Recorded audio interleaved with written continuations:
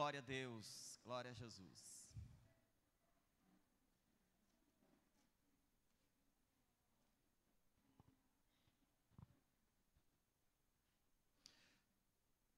Mês de agosto está encerrando e encerrando o mês de agosto, nós estamos completando também um ciclo.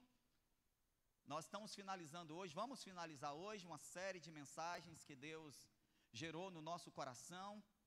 É o título de um livro que, aliás, eu quero aconselhar, quero inspirar, encorajar você a ler esse livro.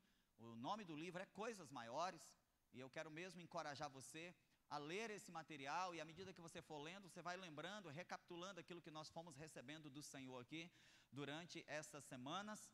E hoje nós queremos finalizar esta série que trouxe uma realidade tão forte, tão poderosa de Deus para o nosso coração. Foi Jesus mesmo quem disse. Lá em João capítulo 14, versículo 12, Jesus disse assim: uma verdade eu vos digo, aquele que crê em mim fará também as obras que eu tenho realizado. Fará obras ainda maiores do que estas, porque eu estou indo para o Pai. Vou repetir o que Jesus disse: aquele que crê em mim fará também as obras que eu tenho realizado. Fará coisas ainda maiores do que essas, porque eu estou indo para o Pai. Jesus, essa é a tua palavra, e nós queremos nessa noite nos debruçar sobre ela e nos deleitar nela também. E nós queremos, Deus, com o nosso coração muito aberto, receber a revelação que o Senhor tem para nós nessa noite. Ó Deus, nós admitimos que, primeiro, cremos em Jesus. Essa é a primeira declaração que nós fazemos hoje. Nós cremos em Jesus. Mas nós admitimos, ó Pai, que nós não temos feito as obras que Ele fez. Nós não temos feito coisas maiores, como Ele disse que nós faríamos. Então, eu te peço, ó Espírito Santo, que nessa noite você possa ministrar o nosso coração e nos levar para esse lugar de excelência, esse lugar onde o Senhor de fato sempre desejou que nós estivéssemos, o centro da tua vontade, Pai. Fala conosco nessa noite, em nome de Jesus. Amém e amém. Durante as últimas 3 semanas, nós estivemos refletindo, meditando aqui sobre a vida do profeta Eliseu. Olhamos para a vida do profeta Eliseu, vamos vasculhar a história desse homem, como que começa o ministério dele, como é que esse ministério se desenvolve. E de fato, quando nós olhamos para a trajetória de Eliseu, quem ele era e quem ele se tornou, não há dúvida de que Eliseu é alguém que viveu coisas maiores.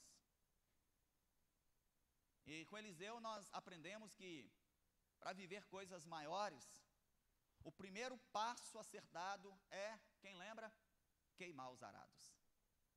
Primeiro passo, você quer viver coisas maiores, você precisa queimar os arados. Isso significa romper definitivamente com a sua vida antiga.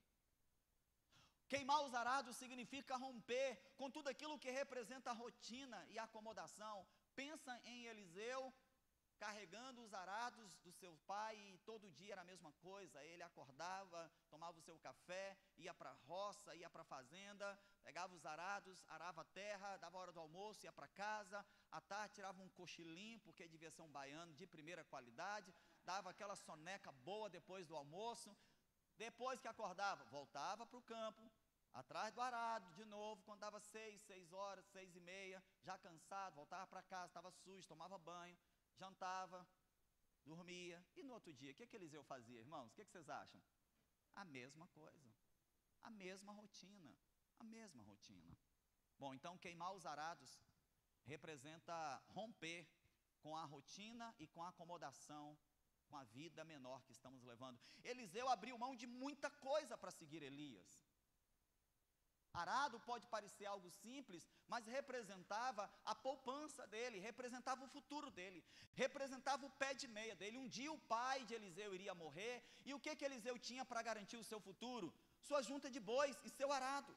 Pois bem, Eliseu, ele abre mão de muita coisa, mas quando nós olhamos para a vida de Eliseu, nós percebemos que mesmo tendo, que bom ver vocês, mesmo abrindo mão de muita coisa, Eliseu, ele recebe algo ainda maior.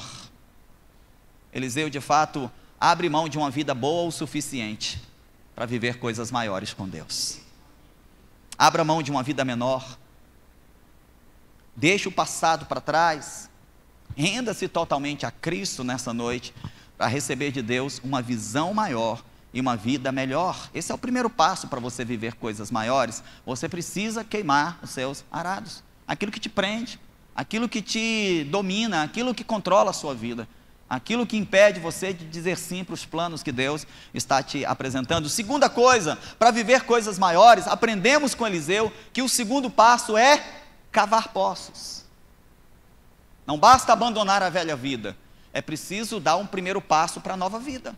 Tem pessoas que até rompem com o passado, mas aí elas paralisam e ficam esperando que algo novo venha, como que no automático.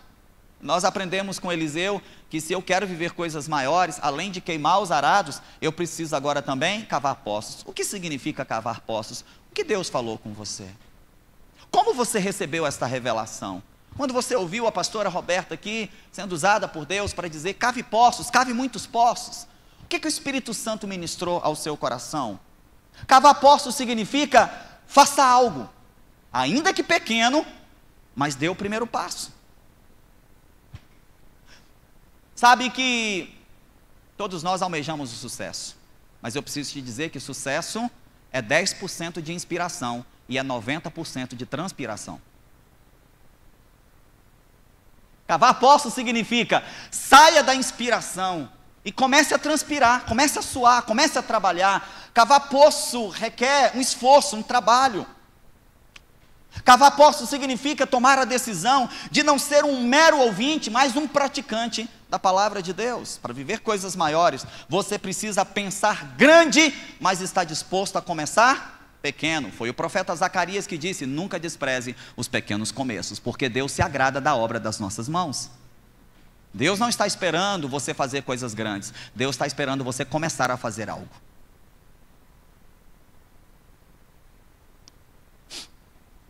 A visão de Deus pode até ser grande e audaciosa, mas os passos de fé que temos que dar sempre serão pequenos e comuns. Ocorre que nós estamos achando que pelo fato da visão ser extraordinária, nós já temos que começar a dar passos extraordinários. E deixa eu te dizer, não é assim que funciona. Toda grande visão começa com um passo comum. Cavar poços significa que só Deus envia chuva, mas o trabalho de cavar poços é meu e é seu. Foi a orientação que Eliseu passou para os reis de Israel e Judá, você lembra? Os reis estavam preocupados, na verdade havia um desespero, um caos, um desespero no coração daqueles reis, porque eles saíram para a guerra e todos estavam sem água, e agora eles poderiam morrer naquele deserto. E quando eles acham que Deus vai assim mandar um milagre pronto, Deus manda um trabalho para eles realizarem. Deus está mandando você cavar algum poço? Comece. Ainda que não acreditem, comece a cavar. Ainda que zombem de você, comecem a cavar. Ainda que julguem a sua atitude como sendo insana, comece a cavar. Aqueles homens começam a cavar no meio de um deserto. De repente, alguém passa e diz loucos. Alguém passa e diz fanático. Alguém passa e diz, daí não vai dar nada, isso não vai dar em nada. E de fato, quando nós sonhamos os sonhos de Deus, quando nós começamos a acreditar nos projetos que Deus gera em nosso coração, basta você pegar a pá e começar a cavar, que começam a aparecer os incrédulos para dizer, isso não vai dar em nada. E quando alguém olha para mim e diz, isso não vai dar em nada, eu só peço, volta aqui depois e vamos conversar sobre isso. Se você fizer o que você pode fazer, não tenha dúvida, Deus fará aquilo que só Ele pode fazer. Só Deus manda chuva, mas cavar poço tem a ver comigo e tem a ver contigo. Esse foi o recado de Deus para nós naquele domingo. Pegue a pá e comece a cavar. Para viver coisas maiores, o terceiro passo é derramar o azeite. Como aquela viúva pobre e endividada foi encorajada pelo profeta Eliseu. E o que Eliseu está ensinando para aquela viúva? Comece com o que você já tem. Não espere receber o que você não tem para começar a fazer algo.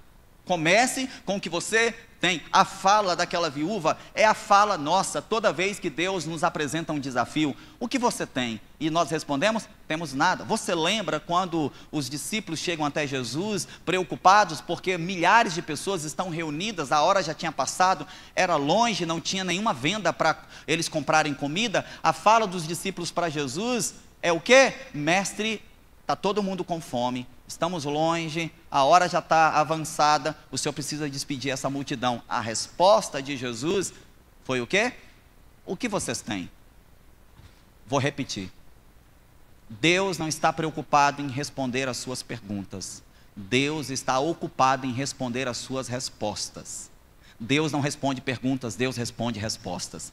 Deus não respondeu a pergunta de Isaías, Deus respondeu a resposta que ele deu, eis-me aqui.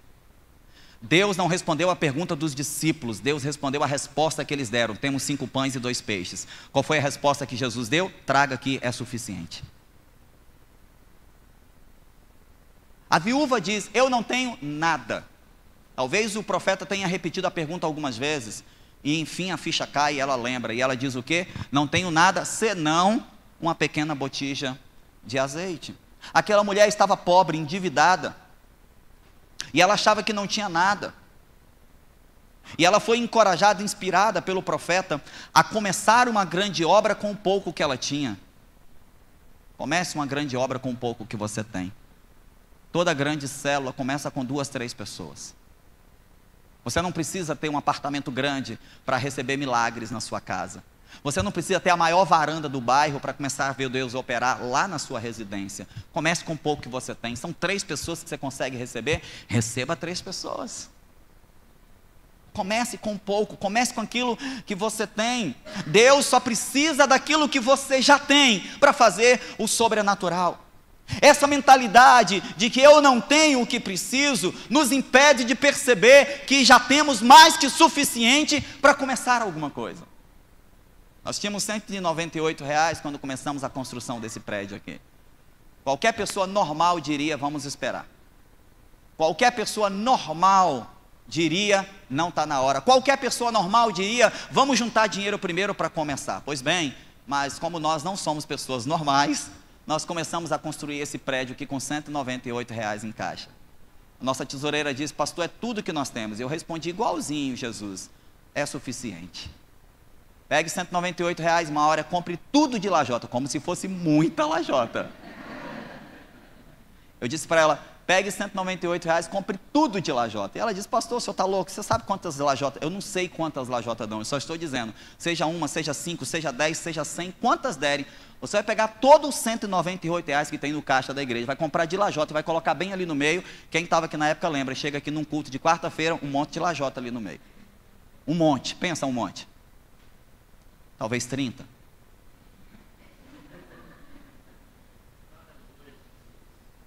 Pois bem, irmão, deixa eu te falar, 37 ou 38 lajotas estavam ali, algumas ainda quebraram quando vieram entregar. 2 semanas depois, nós tínhamos aqui, nesse terreno, que era um terreno cheio de mato, 2 semanas depois, nós tínhamos aqui nesse terreno quase 2.000 lajotas já acumuladas aqui. Você imagina se eu esperasse. Mas muitos gostariam que esperássemos. Muitos gostariam que a gente primeiro se equilibrasse. Sabe o que Jesus está dizendo para nós nesse momento, nesse tempo? Derrame o azeite que você tem. Entregue. Entregue. Derramar o azeite significa derramar a própria vida. Derramar a própria vida significa não ter medo de se render. Aquela mulher, talvez ela tenha tido medo e talvez até achado que o profeta era louco. Eu já tenho pouco, se eu derramo eu fico com nada. E quando ela começa a derramar o azeite nas vasilhas que nem dela eram, ela começa a ver o azeite miraculosamente se multiplicar. Meu irmão, eu digo a você nessa noite, talvez o medo tenha sido o grande impedimento de você viver coisas maiores. Talvez o medo é o grande empecilho de nós vivermos coisas maiores. Talvez aquela mulher poderia, humanamente falando, ter medo, é pouco, é quase nada, e agora ele pede para eu derramar. Derramar significa confiar. Derramar significa crer que com o pouco que eu tenho, Deus será capaz de fazer o muito que eu preciso. Para viver coisas maiores, comece a trabalhar com o que você tem. Pare de reclamar das suas limitações e comece a enxergar nelas a oportunidade para Deus se manifestar. Então Deus chamou Eliseu de trás dos arados do seu pai para ser um grande homem, para viver coisas maiores. E você observa quantas coisas maiores Eliseu já está fazendo. Você observa que depois que ele disse sim, você observa que depois que ele queima os arados, ele já está salvando nações numa guerra. Ele já está ajudando reis numa batalha. Você observa que o sim de Eliseu é como um start para algo inimaginável começar a acontecer. Você percebe que agora, pouco tempo depois dele ter saído de detrás dos arados, ele já está salvando uma viúva, ele já está fazendo milagres. Você percebe que não tem a ver com o tempo, mas sim com a disponibilidade. Você percebe que Deus parece usar a vida de Eliseu para dizer para nós que ele tem pressa de mudar circunstâncias e ele está contando conosco. Imagina se Eliseu, eu gosto muito de imaginar as coisas, foi para isso que Deus nos deu imaginação, irmãos. E a sua imaginação é fértil, não é à toa não, é para você viajar mesmo na maionese. E eu fico pensando, se Eliseu não sai de detrás dos arados, talvez hoje nós teremos a história de uma viúva que perdeu os filhos e que se suicidou.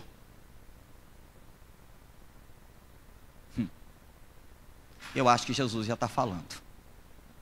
Quantas pessoas podem estar se perdendo ou podem se perder por sua simples dificuldade de dizer sim para Deus? Eliseu disse sim, uma nação vence uma guerra. Eliseu disse sim, e agora uma viúva é salva e seus filhos também.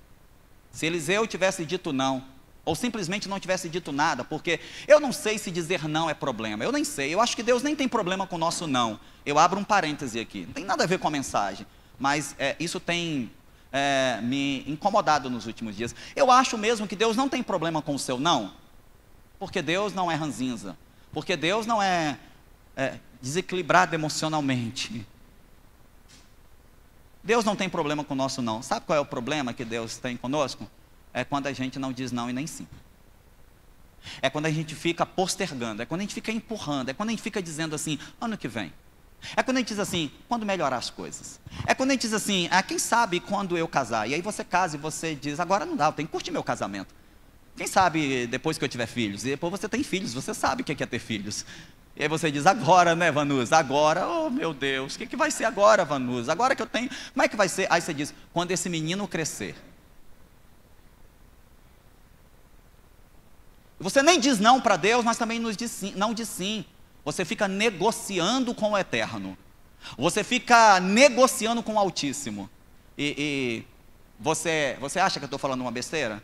E eu vou te provar que eu não estou falando uma besteira. Lá no livro de Apocalipse, Jesus escreve uma carta para a igreja de Laodiceia e diz assim, vocês não são quente nem frio. Quem dera se vocês fossem quente ou fossem frio. Eu aceitaria. Mas sabe qual é o problema? Jesus disse, vocês são mornos. Vocês são mornos. Quente é sim, frio é não. Jesus está dizendo, se você já tivesse dito não, eu entenderia. Mas sabe qual é o meu problema com você, igreja? Jesus diz lá na carta, meu problema é que você não é quente nem frio, você é morno, você fica lá e cá, você fica negociando.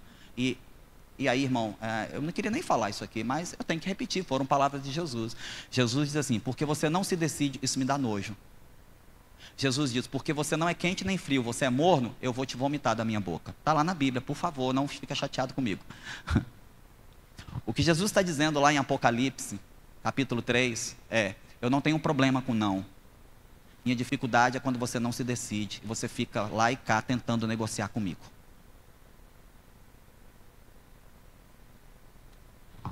Você precisa derramar o azeite. Derramar o azeite significa confiar que algo grande vem depois, por detrás do nada que agora você tem. Quem tinha pouco agora não tem nada, é a música de Daniel e Samuel sobre a viúva. Quem tinha pouco agora não tem nada. E agora, agora que ela não tem nada, ela recebe o tudo. O azeite não apenas mata a fome dela, mas a Bíblia diz que o azeite agora sustenta ela, sustenta os filhos, paga toda a dívida e ela passa a viver da venda de azeite. Louvado seja o nome do Senhor. Eliseu começa a fazer coisas maiores. E para isso ele foi tomando decisões. E eu quero fazer algumas perguntas para você. À medida que nós formos refletindo, você vai respondendo essas perguntas. Você já decidiu queimar alguns arados pela fé? Ou você apenas está naquele lugar de conjecturar? Porque a gente adora ficar no lugar de fazer conjecturas. Eu acho que o arado que eu tenho que queimar, a gente adora o lugar da conjectura, né? Mas aqui, conjecturar não muda a vida de ninguém. Aliás, os filósofos estão aí para provar, gente. Eles ficam sentados na pedra assim. Ser ou não ser? Eis a questão. Filósofos nunca fizeram coisas grandes, a não ser fazer perguntas idiotas. Ser ou não ser? Eis a questão. E o cara passou a vida inteira dele perguntando isso. Você já decidiu? Eu não perguntei se você já descobriu qual é o arado que você tem que queimar. Eu perguntei outra coisa. Eu perguntei se você já decidiu, pela fé, queimar alguns arados. Eu preciso te dizer, Central, já comecei a queimar. Já comecei a tacar fogo em alguns bois. Já decidiu cavar poços? Já decidiu dar um passo de fé, mesmo que pareça muito pouco? Mesmo que pareça insignificante, já abriu um buraco na terra? Olha, se a chuva vier e você não tiver um poço, você perderá as águas. Você já identificou o seu pote de azeite?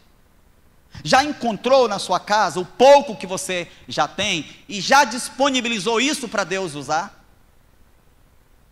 Já encontrou um pouquinho de azeite e já entregou para Deus, como a viúva entregou por profeta?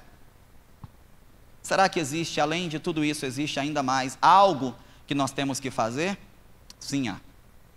E é sobre isso que eu quero conversar com você nessa noite. É o quarto passo para nós vivermos coisas maiores. Segundo o livro dos Reis, capítulo 5, a partir do versículo 1. Uma história muito conhecida em que, mais uma vez, Deus usa o profeta Eliseu. Segundo o livro dos Reis, capítulo 5, a partir do versículo 1. Uma história muito conhecida em que, mais uma vez, Deus usa o profeta Eliseu para, não exatamente ele, mas para conduzir alguém a viver coisas maiores. O texto diz assim: Naamã, comandante do exército do rei da Síria, era muito respeitado e honrado pelo seu senhor, pois por meio dele o Senhor dera vitória à Síria. Mas esse grande guerreiro, se você não tem dó de marcar a Bíblia, de rabiscar ela, rabisque essa parte aí, porque é a chave para a gente entender. Mas esse grande guerreiro ficou leproso. Mas, quantos mas talvez tem paralisado você? Quantos mas tem impedido você de viver coisas grandes? Esse grande guerreiro, respeitado, honrado, vitorioso em batalhas, mas esse grande guerreiro ficou leproso. Ora, tropas da Síria haviam atacado Israel e levado cativa uma menina que passou a servir a mulher de Naamã. Um dia ela disse à sua senhora: se o meu senhor procurasse o profeta que está em Samaria, ele o curaria da lepra. Naamã foi contar ao seu senhor o que a menina israelita dissera. O rei da Síria respondeu: vá, eu lhe darei uma carta que você entregará ao rei de Israel. Então Naamã partiu, levando consigo 350 quilos de prata, 72 quilos de ouro, 10 mudas de roupa fina. A carta que levou ao rei de Israel dizia: junto com essa carta estou te enviando meu oficial para que cures da lepra. Assim que o rei de Israel leu a carta, rasgou as vestes e disse: por acaso sou Deus, capaz de conceder vida ou morte? Por que esse homem me envia alguém para que eu o cure da lepra? Vejam como ele procura um motivo para se desentender comigo. Versículo 8 agora, presta atenção, aqui começa a grande saga. Quando Eliseu, o homem de Deus, soube que o rei de Israel havia rasgado suas vestes, mandou-lhe esta mensagem: por que rasgaste tuas vestes? Envia o homem a mim, e ele saberá que há profeta em Israel. Eliseu já está vivendo coisas maiores, irmãos.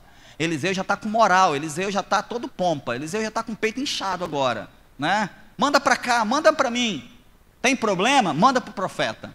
Manda para cá que vocês vão ver se tem ou não tem Deus nessa terra aqui. Então Naamã foi com seus cavalos e carros e parou à porta da casa de Eliseu. Eliseu então enviou um mensageiro para lhe dizer: vá e lave-se 7 vezes no Jordão, sua pele será restaurada e você ficará purificado. Mas Naamã, o comandante do exército da Síria, o homem respeitado, o homem que era honrado pelo rei, o homem vitorioso nas batalhas, Naamã ficou indignado e saiu dizendo: eu estava certo de que ele sairia para me receber, invocaria de pé o nome do Senhor seu Deus, moveria a mão sobre o lugar afetado e me curaria da lepra. Não são por acaso os rios Abana e Farfá em Damasco melhores do que todas essas águas de Israel? Será que não poderia lavar-me neles lá e ser purificado? Então foi embora dali furioso. Mas os seus servos lhe disseram: meu pai, se o profeta lhe tivesse pedido alguma coisa difícil, o senhor não faria? Quanto mais quando ele apenas pede para que se lave e seja purificado. Versículo 14, assim ele desceu ao Jordão e mergulhou 7 vezes, conforme a ordem do homem de Deus. Ele foi purificado e sua pele tornou-se limpa como de uma criança. Louvado seja Deus. Presta atenção, agora o nosso personagem não é um agricultor ali vivendo uma vidinha rotineira atrás de um arado. Nosso personagem não é uma viúva pobre e necessitada. Nosso personagem agora não é um exército morrendo de sede no deserto. Agora o nosso personagem é Naamã. E Naamã já alcançou a grandeza. Naamã já é grande. Naamã agora é um poderoso comandante do exército sírio. É rico a ponto de poder adquirir escravos para si. É famoso, o texto diz que o rei honrava ele constantemente pelas vitórias que ele alcançava. Um herói nacional, querido por todos. Mas apesar de famoso e muito bem sucedido, quando tudo ia muito bem para ele, de repente Naamã tem um grave problema. O texto nos apresenta um mas. Famoso, vitorioso, bem sucedido, mas ficou leproso. Talvez isso esteja acontecendo com você também. Tudo ia muito bem, avançando, crescendo. Você parecia estar vivendo uma vida abençoada, mas de repente, um mais aconteceu. E agora você se pergunta: será que Deus ainda tem coisas maiores para mim? Mesmo depois de tudo o que aconteceu? Talvez quando você ouve uma mensagem encorajadora dessa, você fica aí se perguntando, ou pelo menos pensando assim: o pastor fala que Deus quer fazer coisas grandiosas na minha vida, mas ele não sabe a minha história, ele não sabe a luta que eu vivo, ele não conhece as dificuldades que eu enfrento. Essa mensagem é para você. Jesus está dizendo a você nessa noite: aquele que crê em mim fará obras maiores, ainda que seja um leproso, ainda que se veja como um leproso, ainda que um mas tenha acontecido na sua vida, ainda que uma tragédia tenha chegado até você, ainda que uma guerra inesperada tenha batido a porta da sua casa, ainda que uma doença tenha chegado, ainda que uma má notícia tenha te alcançado, Jesus continua dizendo a mim e a você: você crê em mim, então você também fará coisas maiores. A grande questão é a nossa mentalidade que precisa ser transformada. Talvez a gente olha para a lepra de Naamã e talvez ele mesmo olhava para a sua lepra e ele achava que aquilo era o seu final de carreira. Talvez ele poderia pensar que a lepra era o fim da sua vida, mas quando nós olhamos para a história completa, nós percebemos que na verdade a lepra foi o início de uma mudança radical, extraordinária na vida daquele homem. o que você chama de problema, o que você chama de adversidade, o que você chama de não, o que você chama de negativa, o que você chama de luta, o que você chama de guerra, o que você chama de qualquer coisa negativa que esteja acontecendo, e você diz, isso pode me paralisar? Depende. A lepra poderia parar Naamã, mas nós descobrimos que na verdade foi o começo de uma grande mudança. Deixa eu dizer algo para você, não importa a crise que você estiver enfrentando, ela não é o fim, ela é o começo de uma nova história. As crises são um caminho de revelação dos nossos problemas reais. Quando nós não enfrentamos crises, nós estamos num estado de demência. Quando nós não enfrentamos crises, nós estamos num lugar onde a gente parece estar entorpecido. Mas quando as crises vêm, a realidade vem junto com elas. Quando as crises vêm, nós percebemos de fato o caminho que nós estávamos andando. E ao descobrir o caminho que nós estávamos andando, a gente então percebe as mudanças que precisamos fazer. Deixa eu dizer algo para você nessa noite, sem crise ninguém cresce. Sem crise ninguém cresce. Então, agradeça a Jesus pelas crises que batem à sua porta. Elas podem ser o grande catalisador de uma mudança extraordinária que está por vir. Naquela época, e para a posição de Naamã, ficar leproso poderia ser encarado como o pior problema possível. A lepra não era apenas uma doença terrível e sem cura. A lepra era uma praga social. Um leproso precisaria ser isolado. Um leproso seria esquecido numa cidade leprosária. Um leproso terminaria sua vida isolado e sozinho. Esse é o destino de todo leproso. Por fora, um sucesso, por dentro, um leproso. Diante do público, um vencedor, admirado, honrado, com medalhas no peito, mas dentro de casa, aos olhos da família, um doente, um leproso. E quando Naamã se olhava no espelho, você acha que ele se via vitorioso? Não. Quando Naamã olhava no espelho, ele se via um leproso. Já viu gente assim? Ou melhor, deixa eu melhorar a pergunta, já se sentiu assim? Pois existe muita gente assim, admirada, até invejada, mas que esconde um grande fracasso na sua intimidade. Em casa, ou só diante do espelho, lágrimas, vergonha, dor. Antes de sair de casa, o desespero de treinar, ensaiar e gravar a frase de efeito que vai mantê-la em evidência.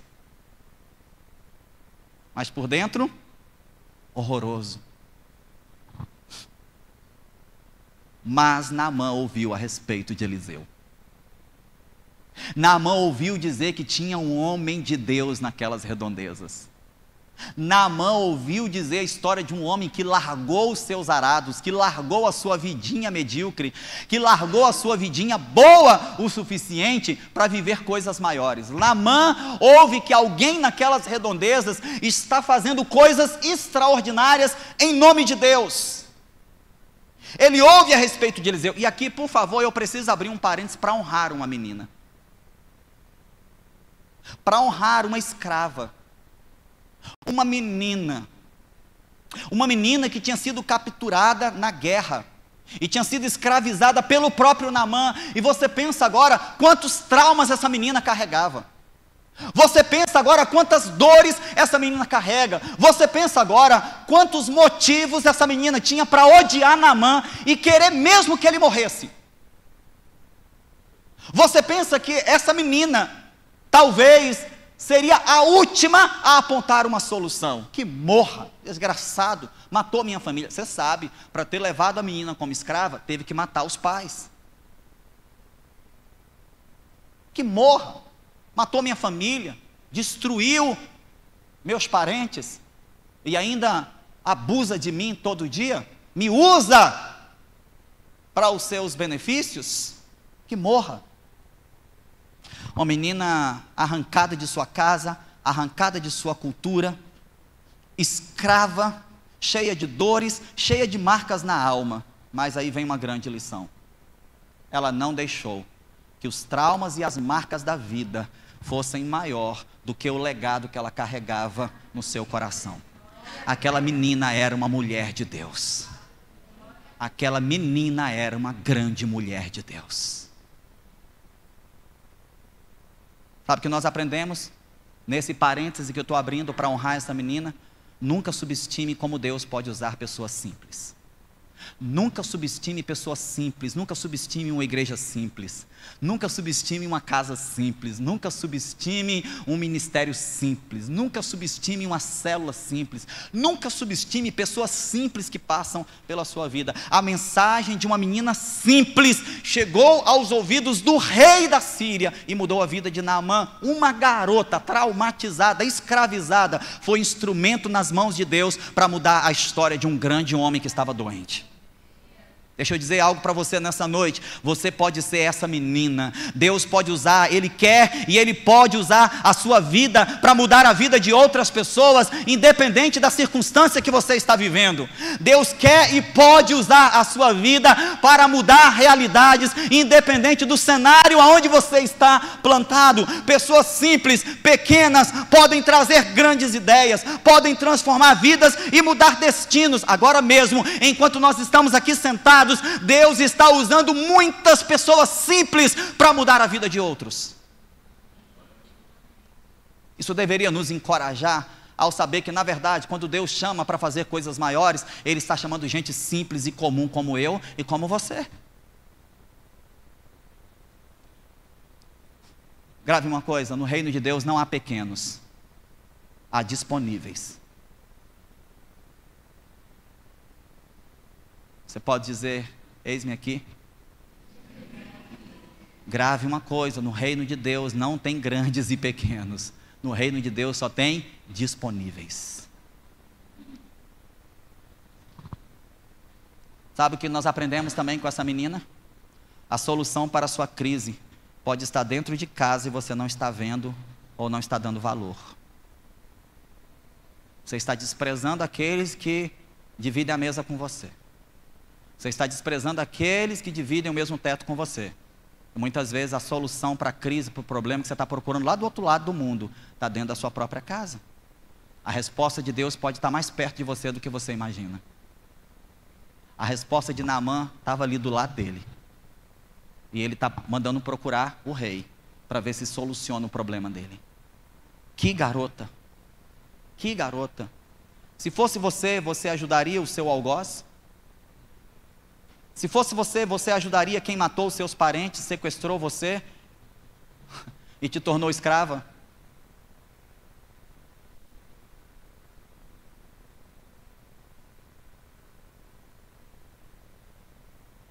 É a nossa incapacidade de romper com os nossos traumas que nos tranca nos quartos escuros da vida e nos impede de dar passos vitoriosos rumo ao lugar eterno que Deus tem preparado para nós.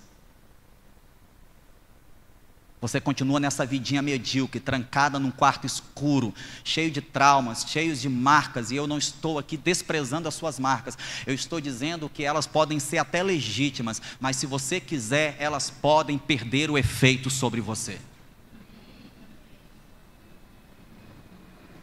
Por causa do testemunho daquela menina, Naamã decide visitar o profeta, e é aqui que começamos a ver o real problema de Naamã.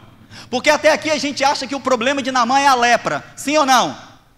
Agora, quando Naamã vai visitar Eliseu, nós descobrimos que o problema de Naamã não era a lepra, o problema de Naamã era orgulho. E sabe por que alguns de vocês responderam agora há pouco, não, no lugar daquela menina, eu não ajudaria, porque o orgulho continua corroendo você por dentro.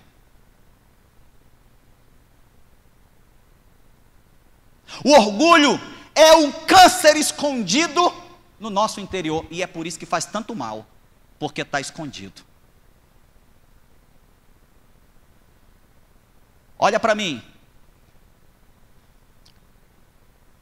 não subestime o poder do orgulho de se disfarçar de coisas bonitas. O orgulho tem poder de se disfarçar de coisas bonitas, inclusive de espiritualidade.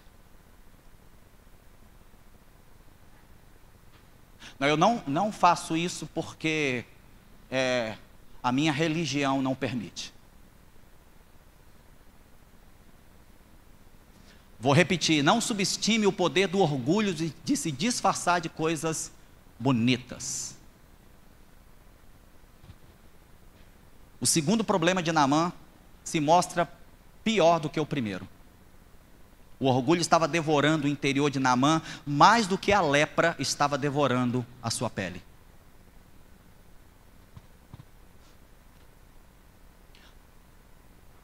Como Naamã, há pessoas que são ótimas. Lembra do começo do texto, o currículo de Naamã? Guerreiro, vitorioso, honrado pelo rei, poderoso nas batalhas. Mas como Naamã, há pessoas que são ótimas, cheias de talento, não deixe nada distrair você. Existe uma tentativa gigante do inferno de tirar você desse lugar aqui.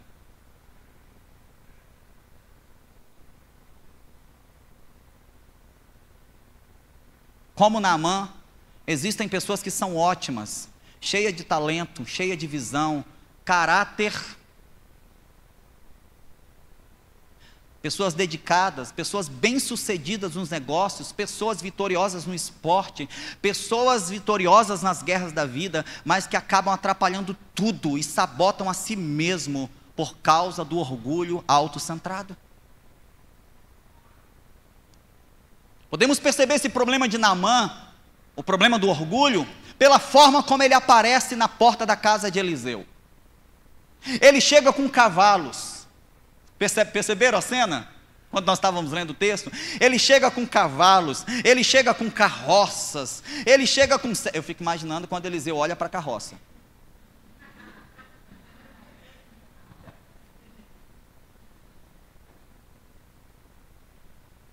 Se tem uma coisa que o diabo adora, é ligar o telão e botar o passado na nossa frente. É assim que Naamã chega diante de Eliseu. Cavalos, carroças, traz todos os servos dele, para quê, gente? Responda assim, para se mostrar. Fala para o seu vizinho, Naamã queria se mostrar. Era isso mesmo, ele queria se mostrar, era. Não precisa ter dúvida não, ele queria se mostrar. Ele queria se mostrar. Ele queria mostrar para o profeta quem ele era. Não está chegando aqui qualquer um. Eliseu se prepara, Eliseu se organiza aí. Para a sua agenda, porque quem está chegando aqui não é qualquer um. O que um homem doente, pensa, você está doente. Pensa, você está doente. Alguém diz, vai no consultório do doutor fulano. O que você vai fazer lá com o cavalo, gente? O que você vai fazer lá com os seus empregados? Empregados, vamos comigo. Tem uma consulta agora. Faz sentido? Tem algum sentido nisso? A não ser que você queira dizer para o médico, quem está chegando aqui é o senhor fulano de tal. Pega a chave, pip, pip, mostra a logomarca do carro, bota de volta. Para que isso? Para mostrar. Quem está chegando aqui é fulano de tal. Para tudo aí para me atender. Gente, eu não estou viajando não. Ele mesmo diz depois, eu achei que Eliseu ia parar tudo para me atender e ele não fez isso.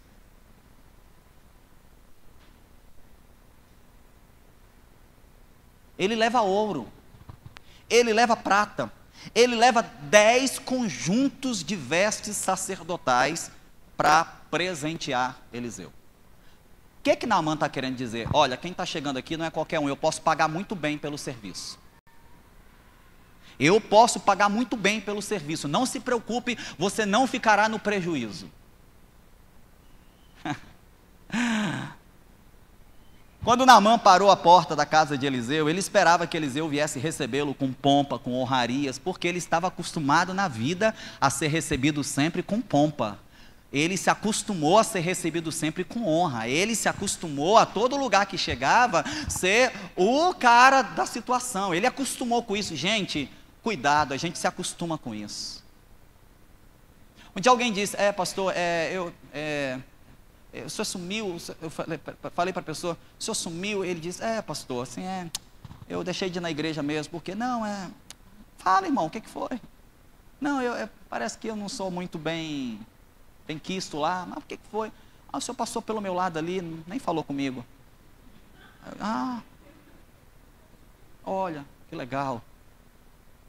Então, você observou que havia centenas de pessoas no auditório, todos com o mesmo valor que você?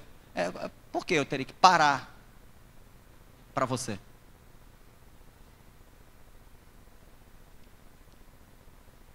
Naamã achou que Eliseu ia parar a vida dele, parar a agenda dele, porque agora ele está chegando. Mas ao invés de satisfazer as expectativas de Naamã, Eliseu manda um mensageiro. Presta atenção, olha para mim.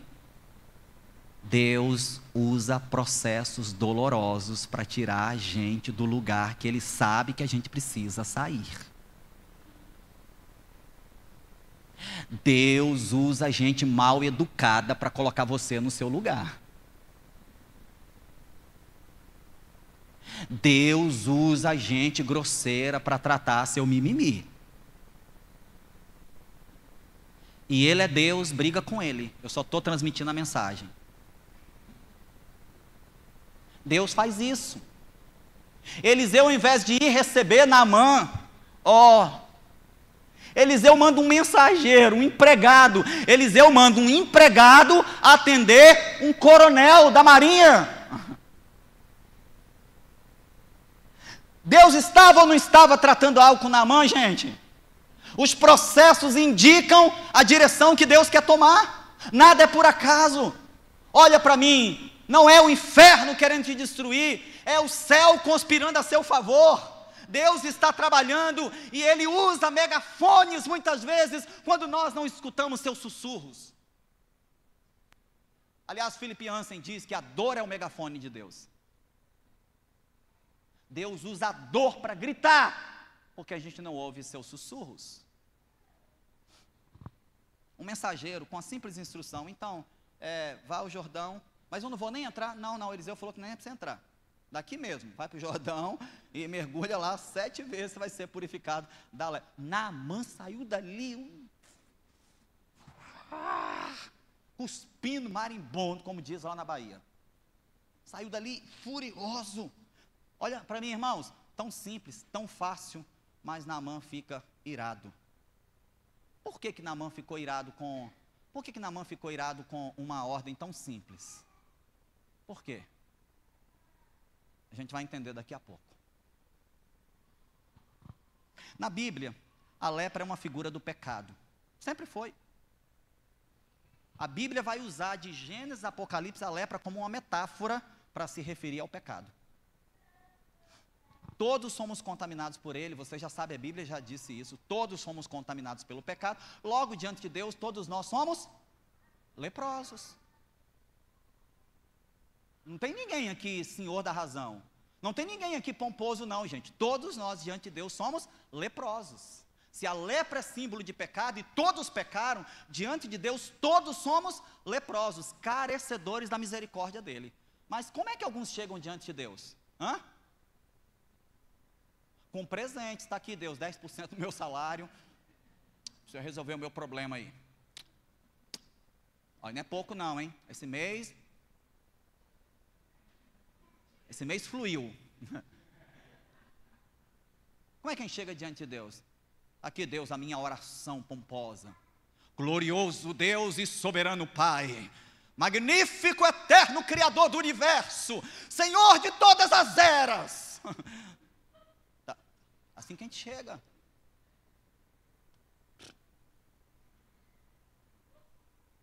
A lepra é pecado. Se todos pecaram diante de Deus, todos somos leprosos. Deveríamos chegar a Jesus, tem misericórdia.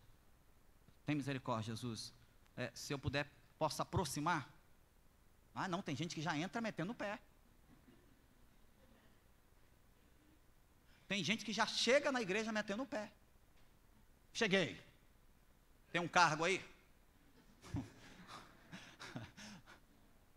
É um cargo aí? Não, irmão, agora sim, a central é uma igreja em células. Você tem que ir lá para a célula tal. Não, mas eu sou fulano de tal. Eu entendi que você é fulano de tal, por isso mesmo eu estou te mandando para a pior célula da igreja, a mais difícil.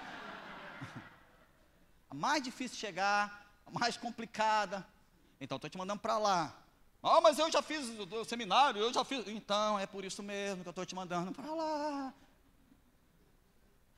Ah, pastor, uma semana de igreja, Deus falou comigo que meu tempo aqui acabou. É impressionante. Impressionante. Ô, Naamã. Ô, Naamã.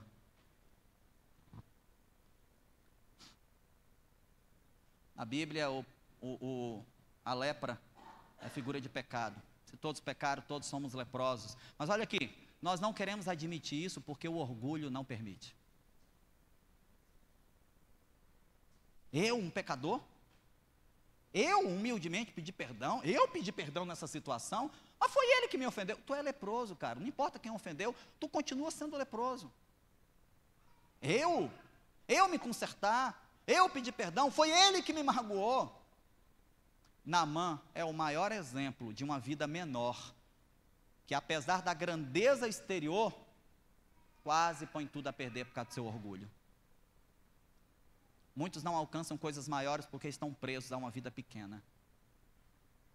Uma vida pequena que é marcada por um grande ego. São orgulhosos demais para admitirem que o lugar que está não está bom. E por isso nunca saem dali. Naamã precisava largar a sua lepra? Não. Naamã precisava largar o seu orgulho. Ele precisava largar o orgulho nas margens do Jordão. Ali ele teria que tirar a sua armadura, e na armadura ele tinha os reconhecimentos, as medalhas, as insígnias, os títulos. Filho de fulano, neto de Beltrano, mister não sei o quê.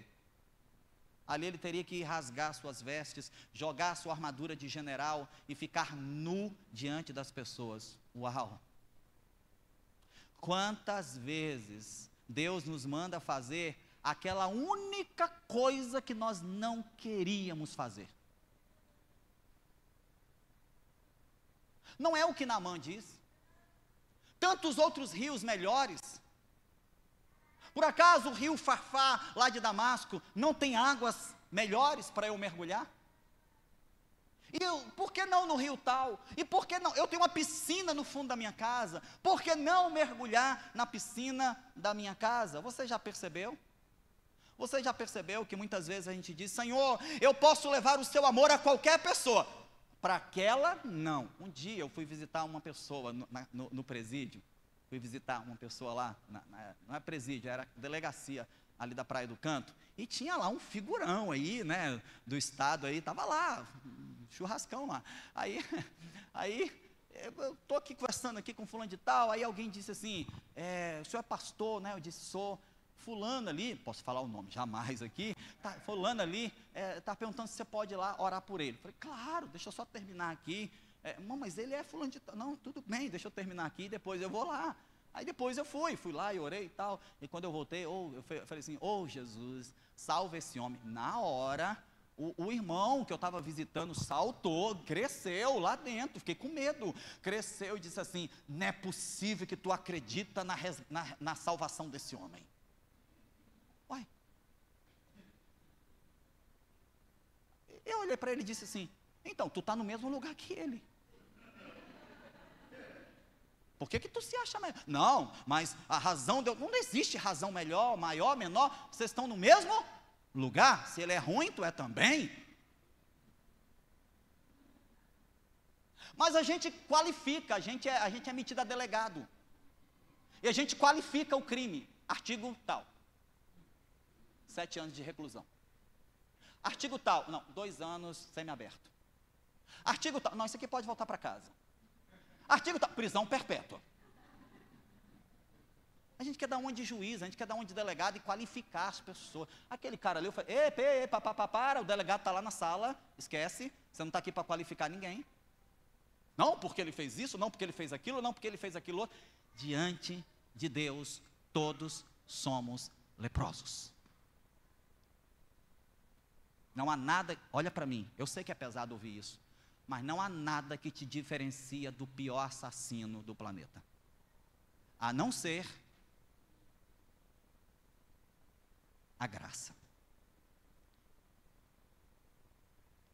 Eu só preciso te lembrar que essa mesma graça que está disponível a você, está disponível a ele também. Eu posso pregar, Jesus, me manda para pregar, mas lá naquele lugar não. Eu tenho pavor a porco.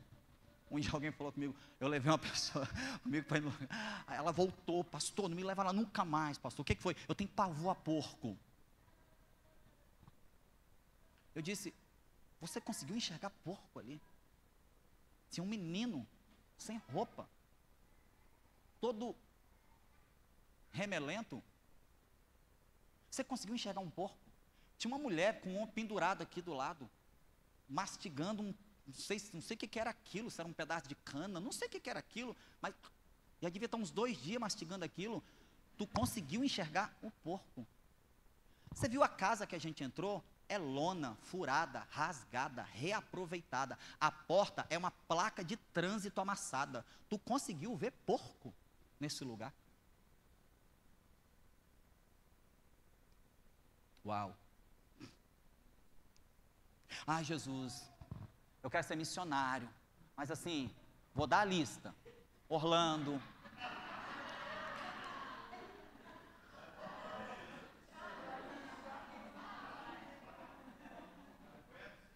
Zurique na Suíça, Zurique.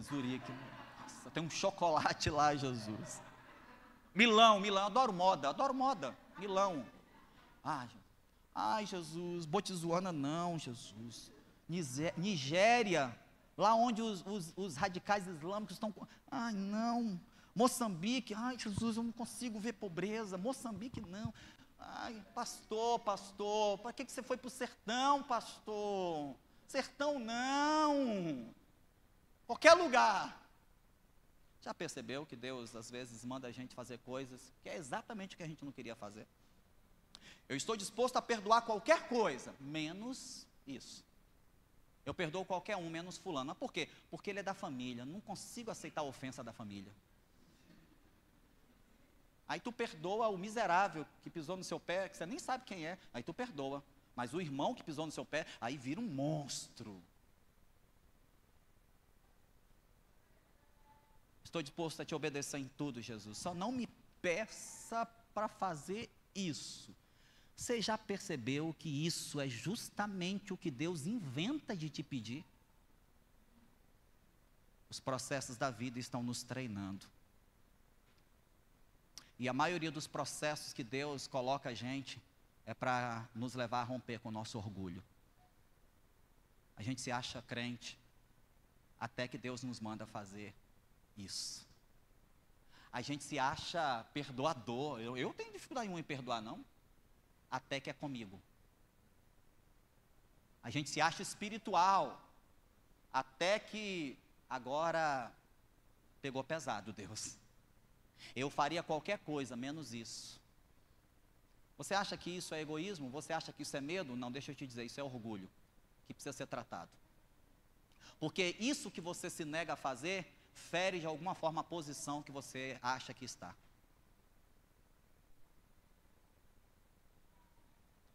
Nos convertemos, mas o orgulho continua lá, dominante.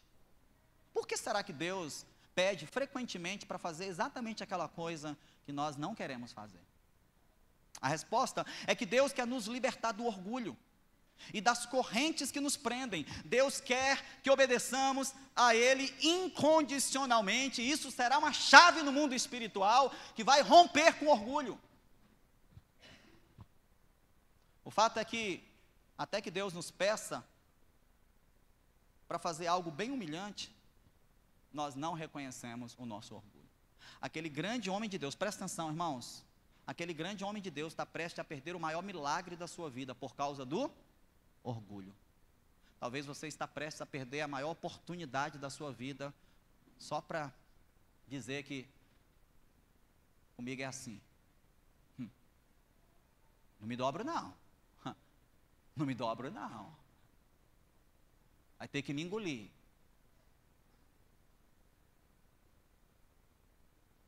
Muitos estão perdendo sua vida, sua família, sua saúde. Muitos estão perdendo as coisas maiores por causa do orgulho. Olha o que os servos de Naamã dizem. Mas meu senhor, se o profeta tivesse pedido uma coisa difícil, o senhor não faria? Quanto mais ele te pedindo apenas para se lavar.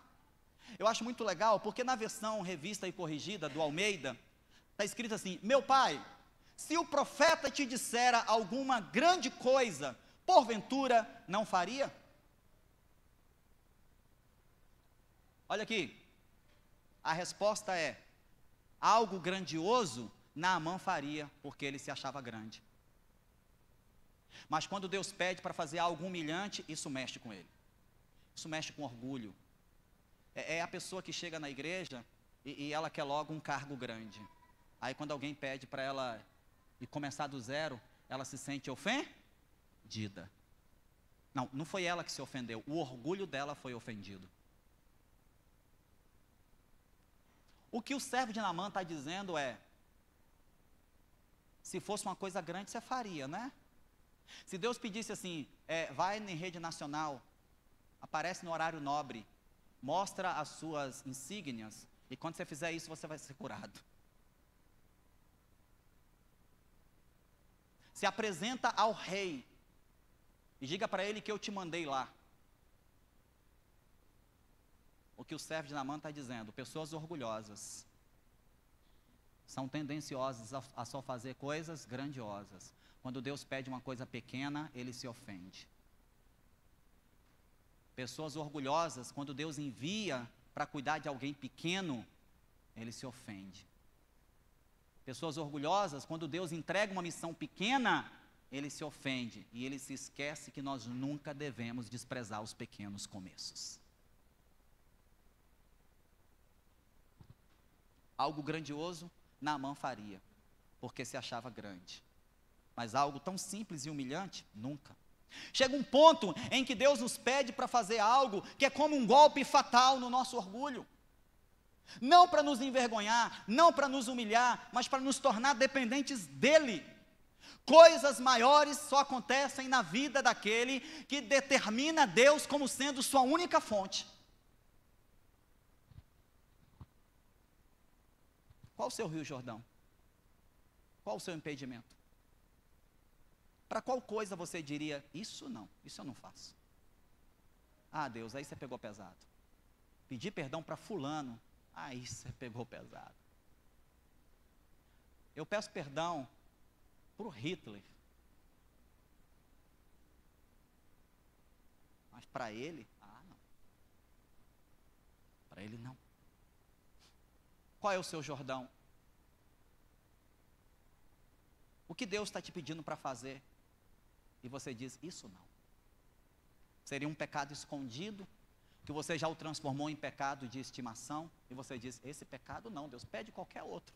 Esse não. Esse eu não estou pronto para me livrar dele. Qual é o seu Jordão? Seria aquela pessoa que você diz que nunca perdoaria? Qual é o seu Jordão? É um sonho, é uma ambição que Deus está dizendo: deixa de lado para viver um sonho meu. Qual é o seu Jordão? É uma confissão, é uma restituição que te embaraçaria, principalmente se Deus disser: faça em público. Qual é o seu Jordão? É um pedido de perdão que você não quer dar de forma nenhuma. Assim como Eliseu falou a Naamã, Deus, que é muito maior que Eliseu, está hoje enviando o seu mensageiro, o Espírito Santo, para dizer para você: mergulha no teu Jordão. Você quer viver coisas maiores? Então comece a se despir. Comece a jogar fora as insígnias, comece a abrir mão das couraças, comece a abrir mão dos títulos, comece a abrir mão daquilo que te coloca nesse lugar de resistência.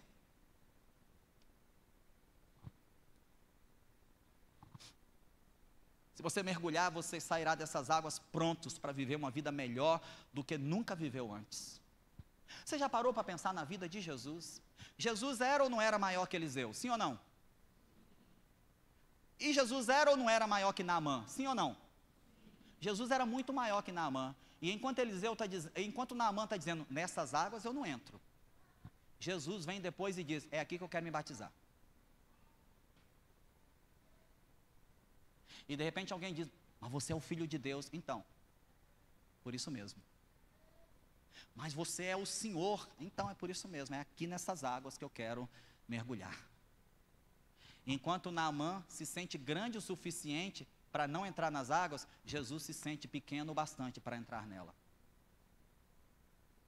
O que Jesus está nos ensinando? Uma lição de humildade. E de fato, talvez se nós colocarmos todo o ministério de Jesus no funil, vai sobrar poucas coisas.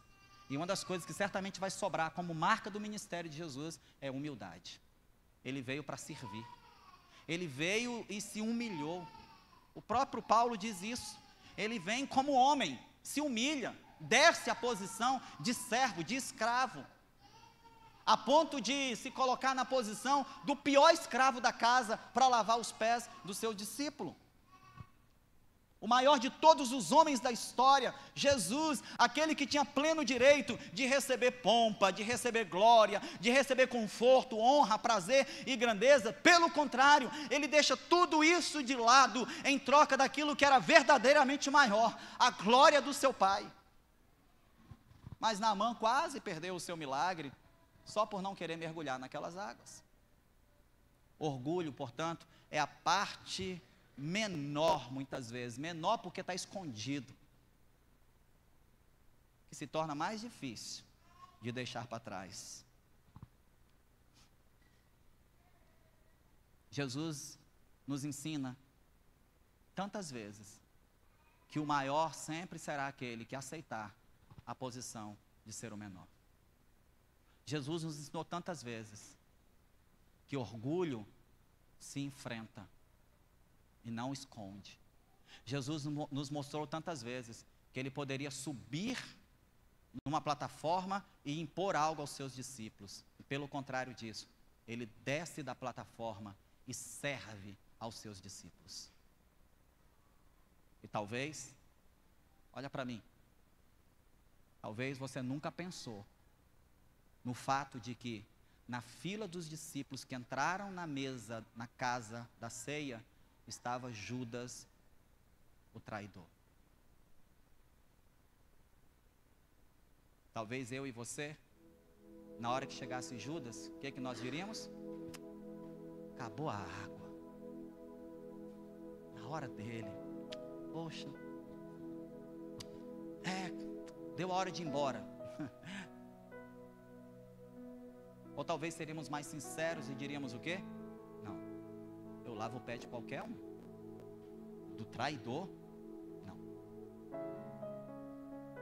Ah, pastor, mas isso é direito. Isso é orgulho.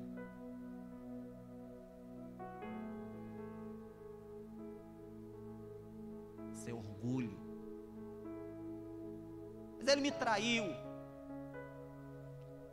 Não sei se você, na mesma posição de Judas, tendo a mesma história dele, vivendo as mesmas realidades que ele, não sei se faria algo diferente que ele. Eu não sei se eu faria algo diferente de Judas, se eu estivesse na pele dele, na história dele, sido criado na família dele, vindo da cidade dele. Eu não sei se eu faria algo diferente de Judas, mas sabe o que a gente faz? A gente qualifica. E sabe o que a gente diz? Fulano não. Beltrano não, Cicrano não, isso não, me pede qualquer coisa, menos isso. Nessa noite, nós estamos aprendendo com Naamã que coisas maiores vêm como resultado de uma obediência irrestrita. Não é coisas maiores, não é resultado apenas de querer que algo mude. Isso é positivismo. Querer que algo mude, o nome disso é positivismo. E positivismo nunca mudou a vida de ninguém. Querer que algo mude é positivismo. Mas não é isso que muda a nossa vida.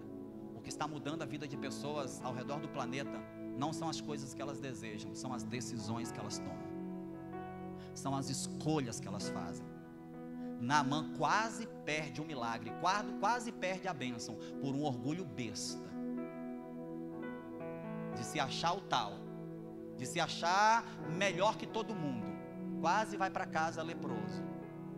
Ainda bem que havia um servo sensato ali no meio, e fez a ficha cair. Aprendemos com Naamã, e aprendemos com Jesus, e coisas maiores vêm como resultado de uma obediência imediata. Sabe qual é o nosso problema? A gente recebe uma palavra dessa, e vai para casa fazer contas. E quando a gente vai para casa fazer contas, sabe qual é o resultado? A gente não decide. A gente vai calcular quanto que a gente perderia. O Espírito Santo está falando aí agora, então, sabe o que eu estou querendo que você faça? É isso. Ao invés de você decidir obedecer irrestrita e imediatamente, sabe o que você faz? Você vai para casa pensar. Aí você calcula o prejuízo que você teria se fizesse isso. Aí você calcula a perda que você vai acumular se você dizer sim. Sabe o que você faz? O que a maioria de nós continua fazendo, e por isso continuamos vivendo uma vida boa o suficiente. A gente decide ficar no mesmo lugar. Tá ruim, mas tá bom. Não vou fazer isso não. Não vou colocar minha família em risco. Não vou colocar toda a minha história. Não vou colocar minha poupança. Não vou colocar o dinheiro que eu acumulei. Não vou colocar meus sonhos em risco por causa de uma loucura dessa. Deus deu instruções para Noé construir uma arca, e Noé obedeceu imediatamente. Isso mudou uma geração. A obediência da rainha Esther, imediata, que poderia custar o pescoço dela, mas ela não fez contas. Ela obedece imediatamente, ela vai até a presença do rei. Essa obediência irrestrita e imediata salvou a nação judaica. José obedeceu ao anjo, recebeu Maria como esposa e tornou-se pai do Filho de Deus. Josué obedeceu e as muralhas de Jericó caíram. Gideão obedeceu e com apenas 300 homens venceu 300 mil midianitas. Nenhum desses homens foi para casa fazer conta. Eles obedeceram imediatamente. E por isso, e só por isso, viveram coisas maiores. Lembra que eu disse para você não ignorar a capacidade do orgulho se disfarçar de coisas bonitinhas e boas? Pois bem, o orgulho muitas vezes se disfarça de cautela. Não, eu não sou orgulhoso, eu sou cauteloso. Eu prefiro não agir assim no impulso. Pois é o agir no impulso que tem colocado homens e mulheres num lugar de obediência imediata, e colocando eles num lugar onde Deus diz: esse eu posso usar, essa eu posso usar, com esse eu posso fazer, com aquele, não, ele foi para casa e fez conta, muito cauteloso, deixa ele fazer conta lá. Enquanto ele está fazendo conta lá, eu estou usando esse aqui, que nem conta sabe fazer. Obediência imediata. A obediência imediata. A promessa de Deus é que quando nós nos humilhamos debaixo da poderosa mão dele e nós decidimos obedecê-lo, foi ele mesmo que diz: portanto, humilhem-se debaixo da potente mão de Deus, para que ao tempo certo ele mesmo vos exalte. A linha de largada para as coisas maiores é a humildade, e a linha de largada da humildade é a obediência. Pergunto, para encerrar a nossa reflexão nessa noite: será que agora mesmo Deus está falando com você para obedecer a algo específico que você tem resistido? Qual é o seu Jordão? Qual é o Jordão que você precisa enfrentar o orgulho e mergulhar? A Bíblia diz que Naamã decide encarar o orgulho dele, arranca a sua roupa, diante de todo mundo, nu, a sua lepra aparecendo, ele se joga no Jordão. Uma vez, 2 vezes, 3, 4, 5, 6. Quando ele levanta pela 7ª vez, os soldados dizem: a sua pele está tão limpa como a pele de uma criança. Olha para mim, Deus não apenas curou a lepra, Deus removeu o orgulho. Criança é símbolo de humildade.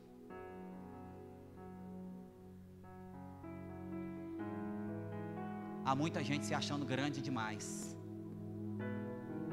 Há muita gente se achando grande demais. E se esconde por trás de uma suposta espiritualidade. Não me envolvo com tal ministério, porque o ambiente lá não está legal. Sabe como é que é o nome disso? Orgulho. Orgulho. Era melhor no tempo de fulano. Sabe como é que é o nome disso? Orgulho. É porque ele te honrava. É porque ele batia a palma para você. É porque ele te bajulava. É porque ele te dava moral. Agora você não aceita ficar no lugar onde as pessoas não te dão moral. Sabe como é que é o nome disso? Orgulho. Deus está dizendo o que para você? Quer viver coisas maiores? Obediência imediata. É para mergulhar? Mergulha. O rio é sujo? Mergulha a si mesmo. Não é o melhor lugar? É aí. Essa célula? É aí mesmo. Deus está falando, fica aí. Mas eu queria ir para a célula tal, que lá está. Fica aí. Mas tal igreja está assim, tem isso, tem aquilo outro. E Deus está dizendo, fica aí nesse cantinho.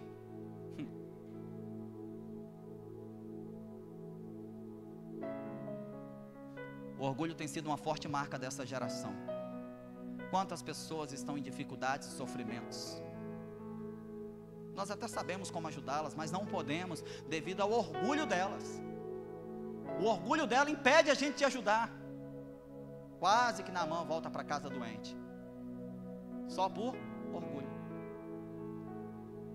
Apesar de todo o seu status e posição, Naamã, no fundo, sabia que precisava desesperadamente ser curado. Sabe, eu e você, igualzinho a ele, em áreas e lugares diferentes, mas tão leproso quanto. Eu espero que nessa noite você rompa com seu orgulho e chegue diante de Deus, humildemente, reconhecendo: eu preciso ser curado, eu preciso ser curado, eu preciso ser restaurado, eu preciso ser liberto, eu preciso arrancar essa capa, eu me escondi por trás dela, eu preciso arrancá-la, porque enquanto isso não acontecer, eu não vou viver coisas maiores, eu vou ficar num ciclo, eu vou viver um ciclo que se repete a vida inteira, e eu nunca viverei coisas maiores. Eu preciso me despir, eu preciso me despojar, eu preciso mergulhar nesse Jordão de arrependimento, eu preciso mergulhar nesse Jordão que representa a quebra do meu orgulho, o aceitar do plano de Deus. Eu preciso mergulhar nesse Jordão que representa obediência imediata. Eu preciso mergulhar nesse Jordão que significa obediência irrestrita. Não importa o que vai custar, não importa quanto vai demorar, mas eu preciso mergulhar nesse Jordão. Quando Deus lhe mostrar aonde você precisa mergulhar, não hesite, mergulhe no seu Jordão. Mergulhe no seu Jordão. Mergulhe no seu Jordão. Bom, pode até parecer humilhante, mas o resultado será glorioso. Pode até parecer humilhante, mas o resultado será glorioso. Você pode colocar assim em pé em nome de Jesus? Você quer viver coisas maiores? Você quer viver coisas maiores? Obediência imediata. Obediência imediata, humildade é a porta para essa vida maior que nós estamos procurando. Obediência imediata e humildade é a porta para essa vida maior que nós estamos desejando. Você tem medo de abrir mão de certas coisas, sabe por quê? Porque você tem medo do seu status social cair.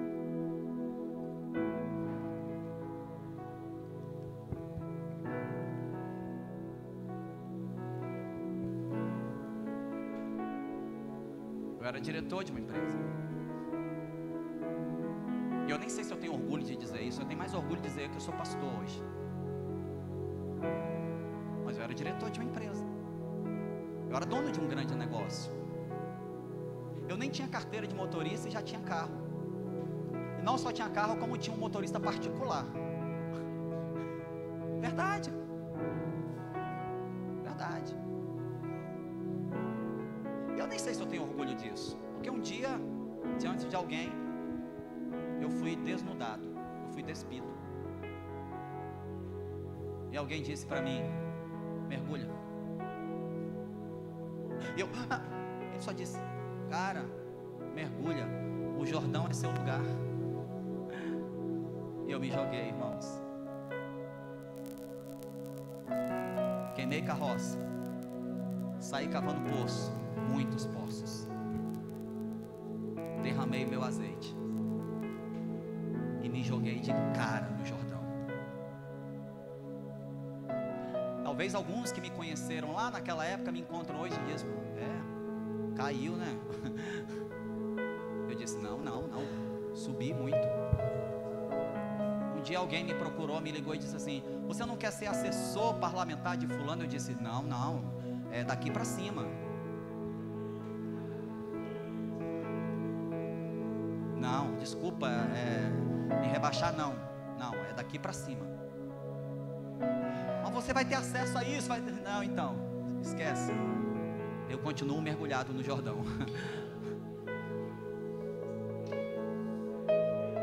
Feche seus olhos em nome de Jesus. Qual é o seu Jordão? Qual é o seu Jordão que Deus está pedindo para você mergulhar?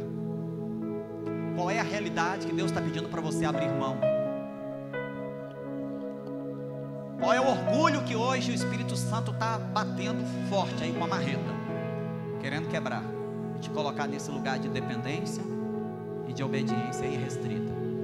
Só vive coisas maiores quem está disposto a obedecer imediatamente aos comandos do Senhor. Ainda que isso doa hoje, o futuro será glorioso. Vamos adorá-lo, Ele é digno de toda a honra.